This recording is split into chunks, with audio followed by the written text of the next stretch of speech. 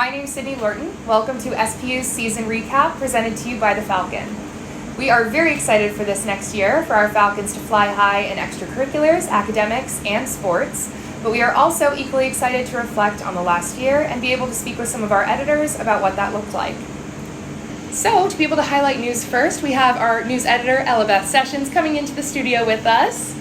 Welcome. Hello. We're glad to have you here. Glad to be here. So, of course, as you are the news editor this year, you were a staff writer last year, right? Yep. So you were here for all the big news that unfolded last year. Can you give us a recap on some of the big stories that took place?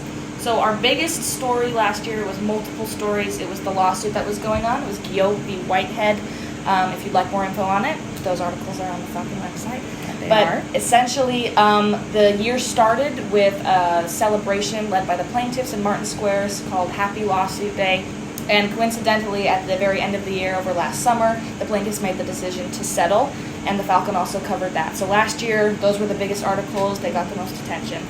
Again, university administration made a lot of announcements last year about budget cuts, faculty cuts, a new president coming in to replace the interim president, Peteman Harris. And then we also covered, little things that just happened. We had an oven pop in Gwyn. We had some housing sign-ups and assignments that warranted news articles. Yeah, so a lot happening, a lot changing. Last year was a lot. It was. So speaking of all the changes that are happening, obviously we do have a new president, President Porterfield, and I understand you were able to interview her. It was. How was that? What was that like? It was wonderful. Dr. Porterfield was really open with getting an interview scheduled and then sitting down with my fellow audio editor Antonio and I. So those articles will be in the Welcome Edition. Lovely. And when does the Welcome Edition come out? The Welcome Edition comes out the 13th. The 13th. But this year we're going to be really focusing on what upper administration is going to be doing as these budget cuts, these faculty cuts kind of start to take motion. Great. Well, thank you so much for joining me, Elabeth. This was our news editor, Elabeth, and we are going to be moving on now to features with Trayton Pike. Thanks so much. Of course. Next, we're going to be hearing from our new features editor, Trayton Pike, about last year's events and what's to come for this year as well.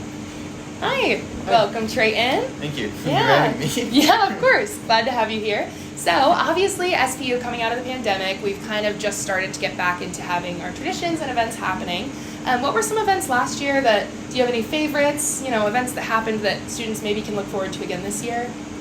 So there are a lot of events I think we do here at SPU that I think are a lot of fun, and I think that especially freshmen have a lot to look forward to, I think, when they're just being introduced to them. I think First Friday was one of my favorite events from last year.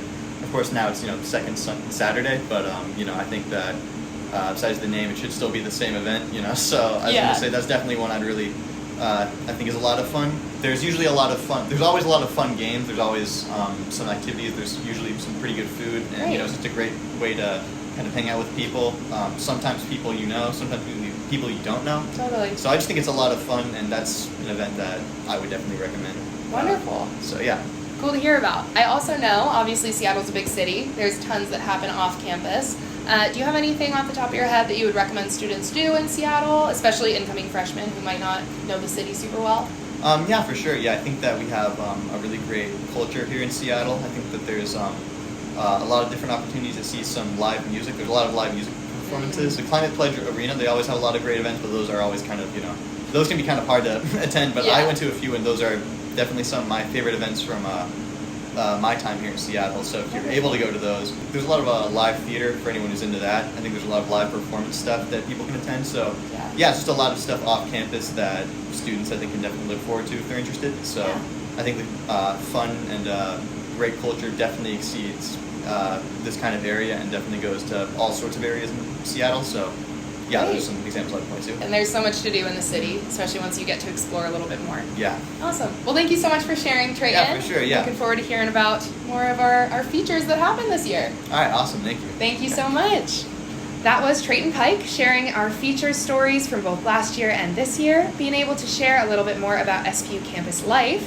Now we're going to dive into our sports here at SPU with a year in review by Uriah Uggan, our new sports editor. Welcome, Uriah. Hi, thanks for having me. Of course. So, I understand you were on the sports section last year. You were able to cover not only some of the season games that we had, but also kind of the sports department updates as well. Can you tell me a little bit about that? Yeah, majority of the articles I wrote last year were for the department itself. Last year, the athletics department actually lost a handful of faculty members, including our former athletic director, Jack Constava, and the assistant athletic director, Shelby Stu. I believe we also lost the cross-country coach, Chris Reed, who had been here for about a decade before he decided to depart. Yeah, so a lot of big changes. Yeah. That seems to be a theme here. But I understand that we do have some new players in the game. Who is new in our sports department? 3 new assistant coaches for volleyball, cross-country, and basketball, I believe. And of course, we have a new compliance manager, Callie Barber. Gotcha. Awesome. Can you tell me a little bit about how our sports teams did last year? Yes, off the top of my head, the track and field team actually managed to get a handful of athletes into the G9 championships. One of whom, David Njiri, I believe he was a senior last year, already graduated, but he placed, I believe, in the top 15 with a personal record jump. Wow. Yes, and that's amazing. And in the indoor track and field season, we had a super senior, Vanessa Anite. Yeah, I'm not quite sure what her placement was, but she ran a record in the 800 meter. Amazing. Great. So there's a lot to happen here this year then, if last year was so astounding. What are some of our home games happening? I know that we have some sports going on soon. Yeah, fall quarter sports coming up. We got cross country, volleyball, and both men and women's soccer. Awesome. Yeah, the closest season starters, would be men and women's soccer. Women's soccer is beginning, I believe, on the 21st, and men's soccer is on the 14th. Great. Well, thank you so much for sharing. Anything else you want to touch on in sports? Well, it's always great to have fans out. I'm a former athlete myself. I was pretty well-rounded in high school, and I think the best part, probably the second best part about sports, was having all the fans and all the student body come out to sport. Yeah, definitely. Well, we hope to see Falcons there. Thanks so much for sharing, Uriah. All right, lastly, we're going to be speaking with our new Perspectives editor, David Armour, about some of the perspectives we heard last year and what is to come this year and how you can get connected. David, welcome on in. Happy to be here. Lovely to have you. What were some of the pieces that you got to enjoy last year? What were some perspectives that stood out to you? Well, last year, as per usual, had a very wide and varied amount of perspectives, but the articles that particularly stood out to me, among many others, were ones written by the heads of Senate about either increased student participation in just the general aspects of the university, as well as one from my old roommate, Maxwell Hayden, about what it's like to deal with procrastination and ways around it. Yeah, that's awesome. Those are all really interesting, especially hearing from the Senate. I think that that's really important for students. So, stepping into the Perspectives editor position, obviously we love to hear from students and faculty and people in the SPU community. How can students get involved? What would you recommend for them as the Perspectives editor? Well, the best way you can get involved is to just look at your experiences. Everybody has something new and unique in their lives, and I'm sure that everybody here can find something that's worth writing about. Definitely. Great. Well, thank you so much for sharing, David. We look forward to reading some Perspectives pieces this year. Maybe we'll read one of your own even. Well, you heard it here first, Falcons. That was SPU's season recap. We're excited for this next school year with you, and we hope you have a wonderful time in your classes and everything you're doing. Go Falcons!